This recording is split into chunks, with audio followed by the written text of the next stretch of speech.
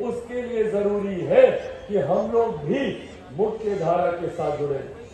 एक ऐसा विधायक, एक ऐसी पार्टी, एक ऐसा गठबंधन जिसकी सरकार राज्य में हो, उसका विधायक हमारा हो, ये बात की चिंता अब हम लोग को करने की जरूरत है।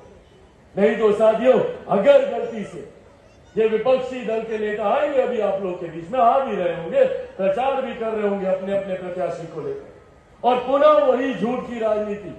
पूछिए लोगों से, जब आए क्या बोलते थे लोकसभा चुनाव के वक्त?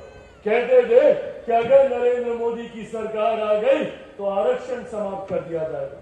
कहते थे अगर इनकी सरकार आ गई तो संविधान खत्म कर दिया जाएगा, लोकतंत्र की हत्या कर दी जाएगी। आज 5.5 महीने हो गए हैं, केंद्र में हम लोग की सरकार आई, केंद्र में प्रधानमंत्री नरेंद्र मोदी जी को तीसरी बार प्रधानमंत्री बने। पूछे इन लोगों से, किसका आरक्षण छीन लिया गया, कहां का संविधान खत्म कर दिया गया, कौन सा लोकतंत्र हटा दिया गया? सिर्फ झूठ बोलकर हम लोगों को डराकर ये लोग वोट बैंक अपना बनाना चाहते। डराने की राजनीति, गलत नैरेटिव सेट करना, झूठ बोलना, झूठ पर झूठ बोलते रहते, ये इन लोगों की सोच रह गई। आज ये लोग बाबा साहब डॉक्टर भीमराव अंबेडकर जी को याद करते नहीं थकते।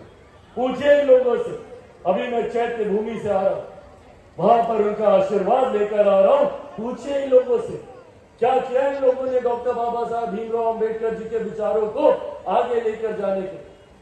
आगे लेकर जाना तो दूर की बात, उनके जीते जी ये कांग्रेस और उनके गठबंधन के तमाम लोगों ने उनको हरवाने की सोच रखी, उनको प्रताड़ित करने का काम किया। उन्होंने हम लोगों के लिए हर सुविधाएं उपलब्ध कराने का काम किया, तो अंतरिक्ष के माध्यम से भी हमारे देश को तकनीकीकरण के साथ जोड़कर आगे लेकर जाने का काम किया। ऐसे में साथियों, ये चुनाव हमें करना, और ऐसे में आज जब मैं प्रचार के लिए आया हूं, एक बात तय है, क्योंकि मैं अलग अलग जगह जाकर प्रचार कर रहा हूं, संगठन के माध्यम से, गठबंधन के माध्यम से, कार्यकर्ता साथियों के माध्यम से जो जानकारी प्राप्त हो रही है, उसमें एक बात तय है कि आगामी 23 तारीख को जब परिणाम आएंगे तो महाराष्ट्र में एक बार फिर से प्रधानमंत्री नरेंद्र मोदी जी की सोच वाली सरकार यहां पर बनने जा रही है।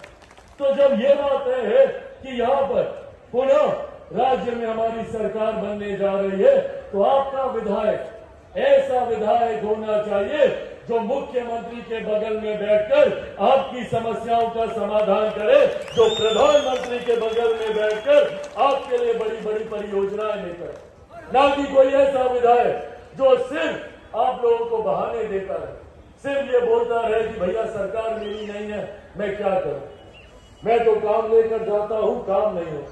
जबकि हम सब जानते हैं कि मौजूदा विधायक की क्या तत्परता रही, मुख्य धारा के साथ जोड़ने का कार्य कर, महिलाओं के सम्मान के लिए योजना, भले वो गांव देहात के इलाकों में शौचालय बनाने से लेकर हो, उज्ज्वला के माध्यम से घर घर गैस कनेक्शन पहुंचाने को लेकर, या फिर आज जिस तरीके से गरीब वर्ग से आने वाली हमारी महिलाओं के लिए लाडली बहन योजना के तहत प्रति माह उनको सम्मान निधि के साथ जोड़ने की बात हो, ये तमाम कार्य हमारी केंद्र की सरकार कर रही है। इससे पहले हम लोग के घर में अगर कभी बीमारी आती थी तो महिलाओं को अपने जेवर बेचने पड़ते थे, घर की जमीन हम लोग को गिरवी रखनी पड़ती थी।